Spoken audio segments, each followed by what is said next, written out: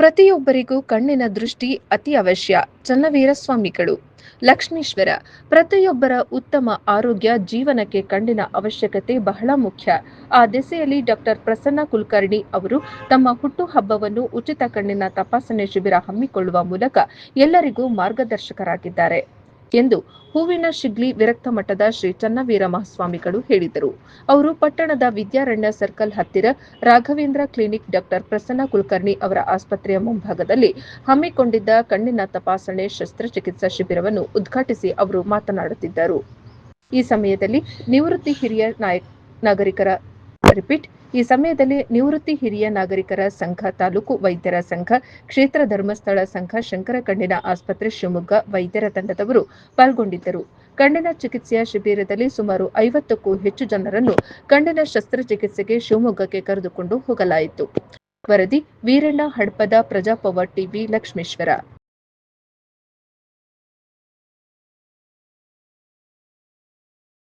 ಆದಾಗ ಇವತ್ತು ನಮ್ಮ ವಿಜ್ಞಾನ ಬಹಳಷ್ಟು ಮುಂದುವರೆದು ಅದನ್ನು ಸರಿ ಮಾಡ್ತಕ್ಕಂಥ ಕೆಲಸವನ್ನ ಮಾಡ್ತಾ ಇದೆ. ಅಂತ ಸರಿ ಮಾಡ್ತಕ್ಕಂಥ ಕೆಲಸಕ್ಕೆ ಬಂದಿರತಕ್ಕಂಥ ನಮ್ಮ ಶಿವಮೊಗ್ಗದ ಶಂಕರ್ ಆಸ್ಪತ್ರೆಯ ನಮ್ಮ ಎಲ್ಲ ವೈದ್ಯರ ತಂಡಕ್ಕೆ ಒಂದು ಚಪ್ಪಾಳೆಯನ್ನು ತಟ್ಟಿ ಧನ್ಯವಾದಗಳನ್ನು ಹೇಳೋಣ.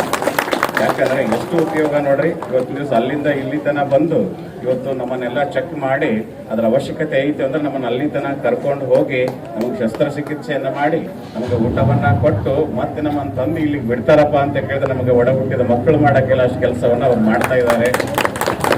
ಖಂಡಿತವಾಗಿಯೂ ಕೂಡ ಅವರಿಗೆ ಧನ್ಯವಾದಗಳನ್ನು ತಿಳಿಸ್ತಾ ಅದನ್ನು ಸಂಘಟಿಸಿರ್ತಕ್ಕಂಥ ನಮ್ಮ ಎಲ್ಲ ವೈದ್ಯರ ತಂಡ ಹಾಗೇನೆ ನಮ್ಮ ಪ್ರಸನ್ನ ಕುಲಕರ್ಣಿ ಅವರ ಹುಟ್ಟ ಹಬ್ಬ ಇದರ ಅಂಗವಾಗಿ ಅವರೆಲ್ಲ ಮಾಡ್ತಾ ಇದ್ದಾರೆ.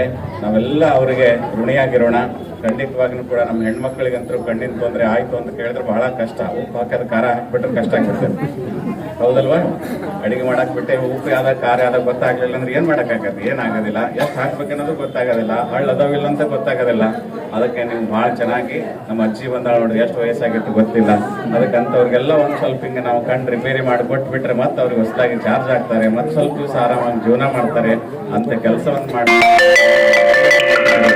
ನಮ್ಮ ಈ ಪ್ರಸನ್ನ ಕುಲಕರ್ಣಿ ಅವ್ರದ್ದು ಕರೆಕ್ಟ್ ಆಗಿ ಡಾಕ್ಟ್ರೇ ನಿಮ್ದು ಎಷ್ಟನೇ ವರ್ಷದ ಹುಟ್ಟಾಬ್ರಿ ಅಂತ ಕೇಳಿದೆ. ಆಚಾರ್ಯ 50 ವರ್ಷ ಕರೆಕ್ಟ್ ಆದ್ ನೋಡ್ರಿ ಅಂತ ಹೇಳಿದ್ರು ಅವರು. ಅದಕ್ಕೆ ಅವ್ರಿಗೆ ಆ ಭಗವಂತ ಇನ್ನು ಆಯುಷ್ ಆರೋಗ್ಯ ಅವರು ಶತಾಯುಷಿ ಹಾರೈಸಿ ಅದ್ರ ಜೊತೆಯಾಗಿ ನೀವೆಲ್ಲ ಬಂದಿದ್ದೀರಿ. ಇನ್ನೇನು ಹೆಚ್ಚು ಮಾತನಾಡಲಾರ್ದೇ ಇವತ್ತು ಆ ಕೆಲಸಕ್ಕೆ ನಾವೆಲ್ಲ ಅಣಿ ಮಾಡೋಣ, ಅವ್ರಿಗೆ ತಯಾರಿಯನ್ನು ಮಾಡ್ಕೊಳಕ್ಕೆ ಹೇಳೋಣ ಅಂತಕ್ಕಂಥ ಮಾತುಗಳನ್ನು ತಿಳಿಸಿ ನಮ್ಮ ತೋಟ ಡಾಕ್ಟರ್ ಚೆನ್ನಾಗಿ ಮಾತಾಡಿದ್ರು, ನಮ್ಮ ಬೆಳಗಾವಿ ವಕೀಲರನ್ನು ಕೂಡ ಚೆನ್ನಾಗಿ ಮಾತಾಡಿದ್ರು. ನಮ್ಮ ಅಜ್ಜರಿಗೆ ಮಾತಾಡೋದು ಬ್ಯಾಡ್ರಿ ಅದನ್ನ ಅವರೇ ಮಾಡಿಬಿಡ್ಲಿ ಅಂತಂದ್ರು. ಅದಕ್ಕೆ ನಿಮ್ಗೆಲ್ಲರಿಗೂ ಕೂಡ ಶುಭವನ್ನು ಕೋರಿ ನನ್ನ ಮಾತನ್ನು ಮುಗಿಸ್ತಾ ಇದ್ದೀನಿ.